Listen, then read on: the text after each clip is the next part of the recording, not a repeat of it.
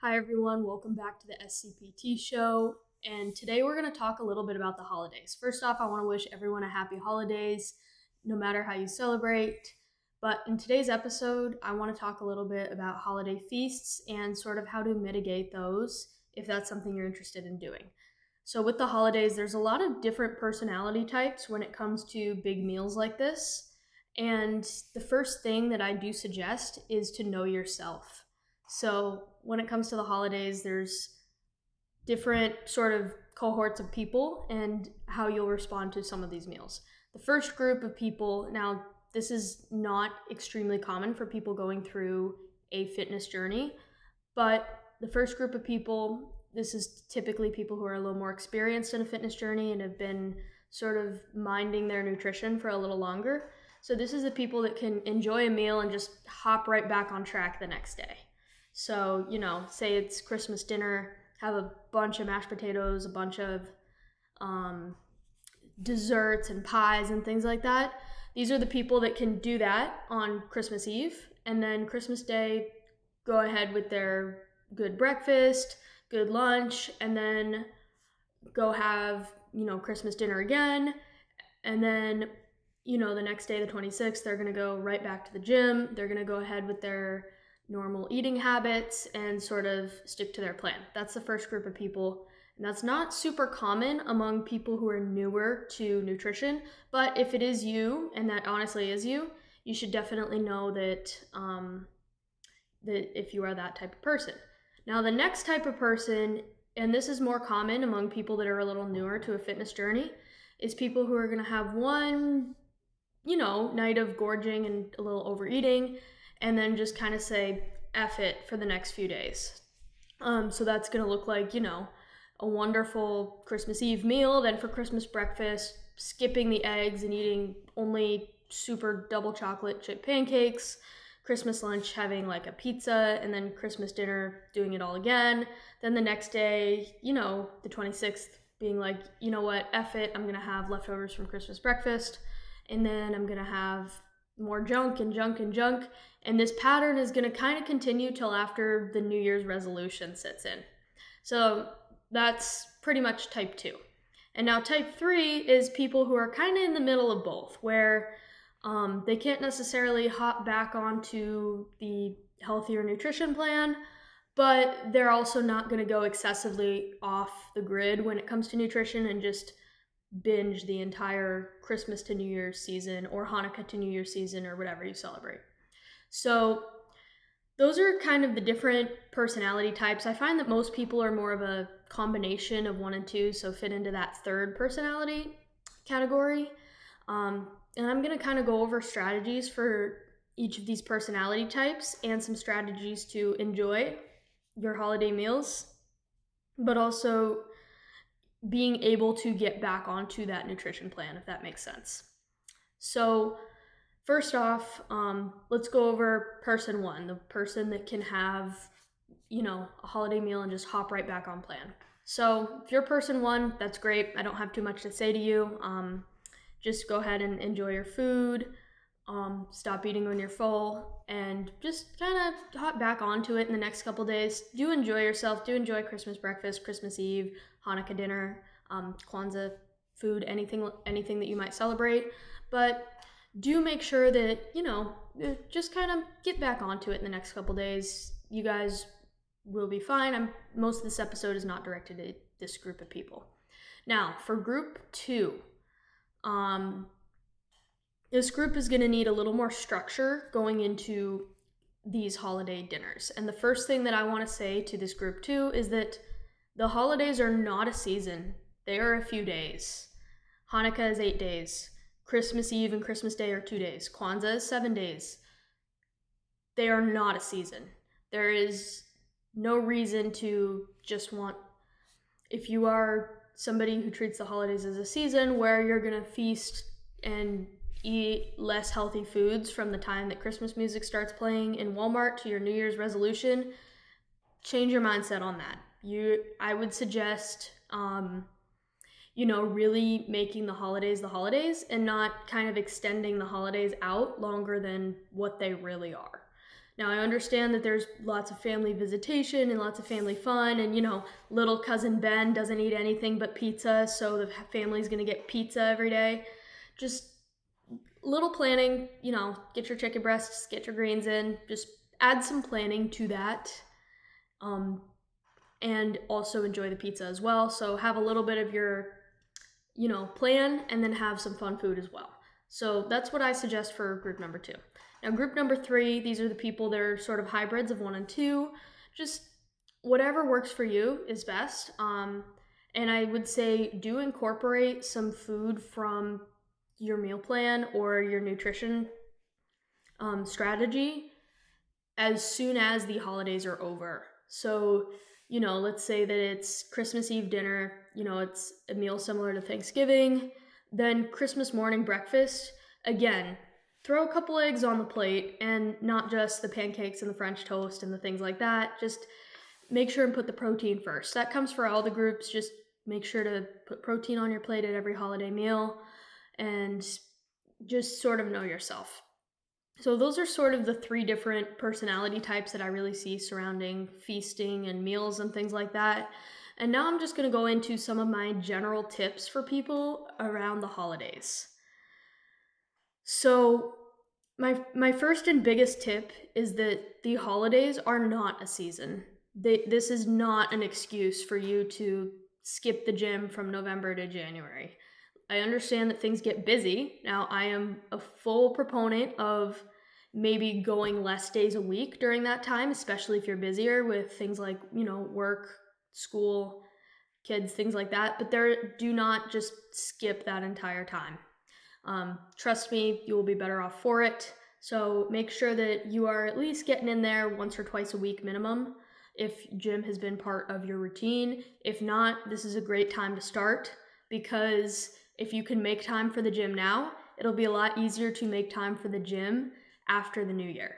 And you'll have a little more familiarity with the gym and its equipment, so you won't be caught up in the chaos of the resolution or crowd. So I would say do not be skipping activity in the gym. Additionally, if you can't get to the gym during this holiday season, just move if you can. Obviously, if you're healthy enough to move, I'd seriously be taking walks. I definitely do recommend kind of scaling back from the gym a little bit if you need to. However, that doesn't mean that we're forgetting about our daily step goal or nutrition and eating well and things like that. So, of course, there's moderation, but that also means that we are doing the things that we have to do every day. So do be getting on some walks as well. Another thing I suggest is planning for some active family activities. Now, this is obviously going to depend on some of the age of some of your family members and their abilities, but definitely try to plan for some active activities. For example, instead of your family activity being watching TV and movies every day, include like a family walk or family sledding or snowmobiling even is outdoors. Maybe you guys go and see lights, but instead of just driving to see lights, maybe drive and park somewhere and walk around as a family. Maybe a family football game in the back or something like that. So definitely include active activities for the holidays, and make sure that not every single one of your family activities is sedentary. This will do wonders for you in the long run during this holiday season. And again, just activity, movement, and family time is all super important. It can even be little changes and subtle things, such as like doing charades during family time instead of watching a movie. And that will just prompt a little bit more physical activity and a little bit more movement, and every little bit is going to add up, especially during these holiday seasons. Now let's get into the holiday meals in and of themselves. So first of all, the biggest tip that I would say is to be aware of your hunger cues. I suggest if you are full, don't keep eating. Just don't keep eating. I don't think it's gonna offend grandma if you don't have a fourth piece of pie because you're full. Now, if it does, I also understand that, but just don't make yourself uncomfortable, please. Make sure and stop when you're full when it comes to these meals. Second off, the truth is that holiday food is not that unhealthy. If you're having turkey, that's a super lean source of protein. Things like that, pretty good for you. Mashed potatoes, a portion of those, not going to kill your results whatsoever. Most holiday foods are not unhealthy in and of themselves, but the truth is that where most people go way over their calories in the holidays is actually from alcohol and beverages. So my advice for this is just no drink refills if it's not water. So, if you're at Christmas dinner and you're having like a glass of wine, you're at the table, you have a glass, that's it. If you're trying to, stay on track with your fitness goals, whether that be weight loss, muscle building, things like that, I'd say just no drink refills. Don't be sipping on eggnog all day long. Have a designated time to have eggnog. If that's with dessert, that's cool. If that's in the middle of the day, you do you. So definitely kind of delegate a time for that and don't really go outside of that. So the biggest real obstacle where people have some issues with like going over the calories or overconsumption really comes from beverages. And additionally, beverages are pretty much the easiest way to overconsume food, no matter if it's the holidays or not. So I do suggest a little bit of picking and choosing here.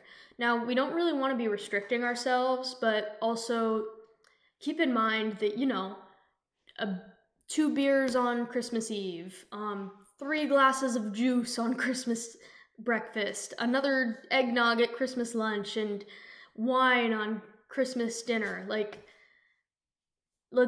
try not to do that. Definitely cap the juices at 1 glass of juice, and cap the alcohol either within a certain maybe hour-long window or just 1 drink a night. That should be fine, or even 1 drink a meal and just leave it at that. Try not to go overboard, especially on the beverages, because it's a lot more fun to have more food, in my opinion. And also, you don't want to be your family's embarrassment. Do not be the reason that people have Christmas stories. That's all I'm going to say. So then when it comes to the actual food, the truth is that we shouldn't worry quite as much about holiday foods as much as we do, because, the protein sources are good for us. So with that, put the protein on your plate first, and then fill it up with everything else. I also suggest that when you're getting holiday foods, you put everything on your plate before you eat it. So if I'm going to get the ham, I'm going to put the ham on my plate. Then I'm going to put the mashed potatoes on my plate. Then I'm going to put the roll on my plate. The veggies on my plate, maybe the corn on my plate, and then I'm going to start eating from my plate and not just picking things from the family dishes and eating them. Same thing with breakfast. Definitely putting eggs on my plate. Even if I don't eat them all, they're going on the plate. And then I'm putting on the fun foods like the biscuits, the pancakes, the French toast, and things like that. I also suggest making sure that half of your plate is protein. So it doesn't matter if it's round 1, round 2. I do suggest that if you're still hungry, there's no reason you shouldn't get seconds. But do make sure that half of your plate is protein, especially on those seconds. It's going to be one of the best strategies to make sure that A, you get enough protein in, and B, that we're kind of managing what's going in the body so that we don't feel really crappy after the holidays. Another big obstacle that people face with the holidays is that they overconsume a lot of super sugary and super high carbohydrate foods without any protein. And that leaves them feeling crappy for the next couple days. So the 26th, 27th, 28th, 29th, New Year's, it's just a lot easier to just be like, oh, I'm going to do some takeout, or I'm going to Uber Eats a burger or something like that, instead of kind of getting back on it, making some lean chicken and even cooking burgers at home, it's just a lot easier to just boom, go out, get your food, rather than making it yourself, just due to that kind of sluggish feeling that comes from too much sugar, carbohydrates, and not enough protein. Additionally, the holiday meals are excellent as long as you're getting enough of that protein sources in. So do put that on your plate first, and do emphasize eating enough protein every day. Now, the next thing that I suggest is making sure that if you are the person that needs a little bit more structure going into the holiday meals rather than the person that can just hop right back on track, you may need to pick and choose a little bit. It's not a great idea to have every single thing. Because in my experience, there's tons and tons of food at these holiday meals and tons of different sides. And oftentimes when I've tried to have a big portion of everything, then I just don't feel very well the next couple days. That takes me out of the gym for a few days and just kind of compounds on itself. So I do suggest kind of, having a little bit of mindfulness when it comes to that. So, if there's 3 different styles of potato, then maybe just pick 2 for your plate, or 1 or 2 for your plate. Same thing with desserts. If there's like a bunch of different pies, then don't have more than 1 type of dessert per meal. Like, let's say there's pumpkin pie, pecan pie, apple pie. If it's Christmas Eve, don't have a slice of all 3. If you're gonna have more than 1, make sure that the slices shrink a little bit too. And there's nothing stopping you from having, 1 piece at Christmas dinner, 1 piece at Christmas Eve dinner of a different pie if you want to try them all. So I do suggest really just being mindful of portion sizes when it comes to desserts, because again, just like sugary drinks and alcohol, that's a super easy place to overconsume a little bit. And truth is, the overconsumption of those foods will tend to make you feel a little bit worse than overconsuming things like protein, veggies, things like that. So that is something I suggest being mindful of when it comes to that. And lastly, the holidays are definitely a time for enjoying family time, enjoying food, and enjoying yourself. But I just have to emphasize, just enjoy all of these things, but do so in a healthy manner. You don't want to over restrict yourself and bring like your own like chicken, veggies, and rice to Christmas dinner. But you also don't want to be excessively feasting to the point where you're not going to feel well for multiple days.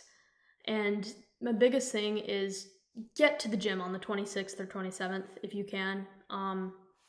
If you're somebody that's struggling a little bit with your fitness journey, just sort of rack up the wins. Try and get to the gym on the 23rd, try and get to the gym on the 26th. Even if you don't do much, even if it's just a little bit of walking on the treadmill and, just arm farm or just some easy little machine exercises, just get there, do it, check it off the box, and create sort of easy wins for yourself. Every time you eat a little bit of protein, count that as a win for yourself. Not getting a drink refill, count that as a win for yourself. Drinking enough water, count that as a win for yourself. That's super important as well. Make sure that you're really hitting your water goals when it comes to these meals, simply because, again, we want to be feeling well leaving the holidays, and more water you drink, the less likely you are to be hungover, given that hangovers are a result of dehydration because of the dehydrating properties of alcohol. So just make sure that that's something you're mindful of, and make sure that you're drinking your water, eating your protein, and things like that. So overarching message here would be, number 1, know yourself. You're somebody that has a really easy time getting back on track after a few fun foods or a few days of fun foods, and just go ahead and do that. If you're somebody that needs a little more structure, employ some of these strategies like putting your protein on your plate first, doing some physical activity, even if it's small things like walking to look at Christmas lights, getting outside and doing more active family hobbies, no drink refills, and just a little bit of moderation and understanding that you don't have to have everything at every meal, and eating until you're full and not beyond that. So all in all, just enjoy your time with your family and have a great holiday. Stay happy, stay healthy, and make sure and come out of the holidays nice and strong to crush your fitness goals as soon as the gyms open back up. Happy holidays, everyone.